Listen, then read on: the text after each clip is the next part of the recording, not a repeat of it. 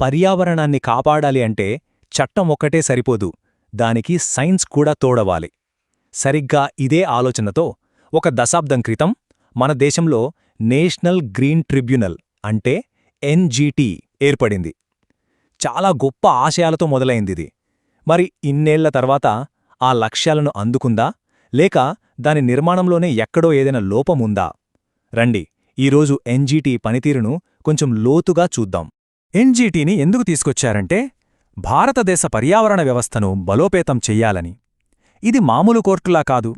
ఇక్కడ జడ్జిలతో పాటు సైంటిస్టులు, ఇంజనీర్లు, ఇలా పర్యావరణ సమస్యల గురించి బాగా తెలిసిన ఎక్స్పర్ట్స్ కూడా ఉంటారు. న్యాయం, విజ్ఞానం రెండూ కలిస్తేనే సరైన తీర్పులు వస్తాయన్నది దీని వెనుక ఉన్న ముఖ్య ఉద్దేశ్యం. సరే, ఈరోజు మనం ఏం చూడబోతున్నామంటే ముందుగా ఎన్జీటీ అసలు ఏం చేస్తుందని వాగ్దానం చేసింది, ఆ తర్వాత దాని పనితీరు ఎలా ఉంది, అందులో ఉన్న ఒక పెద్ద సమస్య, అదే ఈ నైపుణ్య అంతరం గురించి తెలుసుకుందాం. ఇక చివరగా మనందర్నీ భయపెడుతున్న వాతావరణ మార్పుల నేపథ్యంలో ఎన్జీటీ భవిష్యత్తు ఎలా ఉండాలో చర్చిద్దాం. రైట్, మొదటి విభాగానికి వెళ్ళిపోదాం. పరిరక్షక సంస్థ వాగ్దానం. అసలు ఎన్జీటీని స్థాపించడం వెనుక ఉన్న అసలు ఆలోచన, ఆ ఉద్దేశాలేంటో ఒక్కసారి చూద్దాం.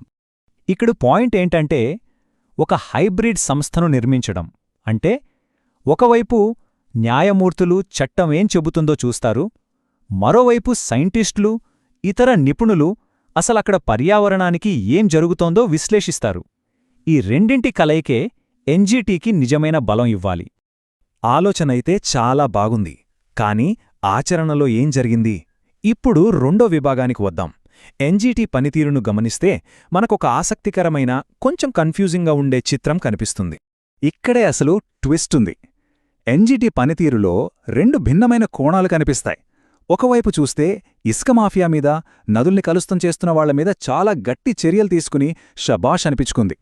కానీ అదే సమయంలో పెద్ద పెద్ద ప్రాజెక్టులు అంటే డ్యాములు, హైవేలు లాంటి వాటి విషయంలో మాత్రం పర్యావరణాన్ని గాలికొదిలేసిందనే విమర్శలు కూడా బలంగా ఉన్నాయి. ఒకే సంస్థ ఇలా రెండు రకాలుగా ఎందుకు ప్రవర్తిస్తోంది? ఈ నంబర్ చూస్తే నిజంగా షాక్ అవుతాం. 2020 నుంచి 2025 మధ్య పరిశీలించిన 5 కీలక పర్యావరణ కేసుల్లో ఏకంగా 4 తీర్పు ప్రాజెక్టులు కట్టేవాళ్లకి అనుకూలంగా వచ్చింది. అంటే 80%. పర్యావరణాన్ని కాపాడాల్సిన సంస్థే ఇలా డెవలపర్స్కు అనుకూలంగా ఉంటే ఇక దాని అసలు లక్ష్యమేమైనట్టు? ఇది చాలా పెద్ద ప్రశ్న. ఇది ఇంకా ఇంట్రెస్టింగ్ విషయం. 2016 నుంచి నియమించిన 13 మంది నిపుణుల్లో 9 మంది ఎవరో తెలుసా?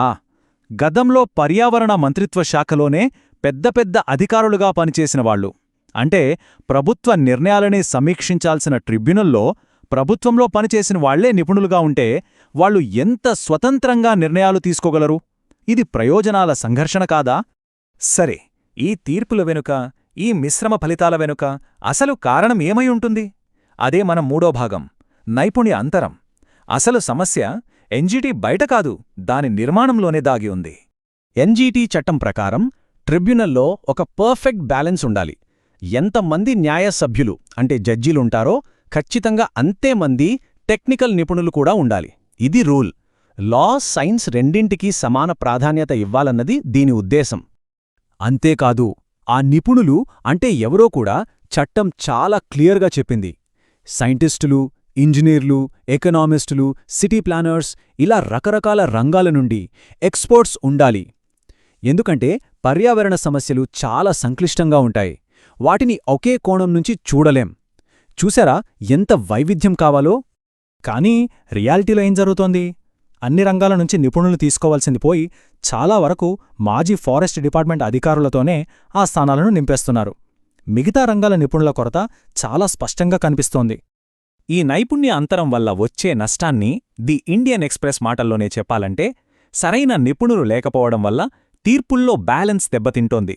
సైన్స్కి సంబంధించిన వాదనలను స్వతంత్రంగా అంచనా వేయగలదా ఎన్జీటీ అనే అనుమానాలు వస్తున్నాయి. ఇది చాలా సీరియస్ విషయం.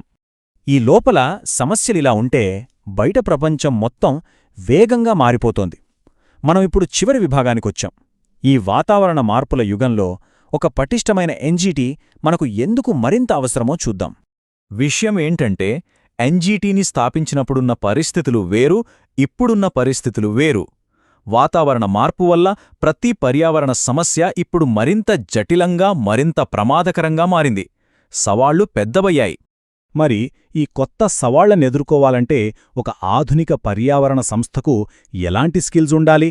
నష్టం జరిగాక లెక్కలు వేయడం కాదు, అసలు భవిష్యత్తులో ఏం ప్రమాదాలు రాబోతున్నాయో ముందుగానే ఊహించగలగాలి.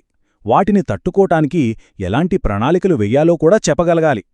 కాబట్టి ఇక్కడ పరిష్కారం అంటే కేవలం ఖాళీగా ఉన్న పోస్టులను భర్తీ చేయడం కాదు, సరైన నైపుణ్యాలున్న సరైన వ్యక్తులను నియమించడం. ఎన్జీడీకి నిజంగా అవసరమైన వివిధ రంగాలకు చెందిన నైపుణ్యాన్ని అందించడం చాలా ముఖ్యం.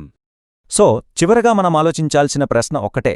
ఒకవైపు వాతావరణ మార్పుల రూపంలో ప్రమాదం వేగంగా దూసుకొస్తుంటే దాన్ని ఎదుర్కోవడానికి మన పర్యావరణ పరిరక్షక సంస్థ అంతే వేగంగా మారగలదా, లేక దాని అసలు వాగ్దానం నెరవేరకుండానే మిగిలిపోతుందా?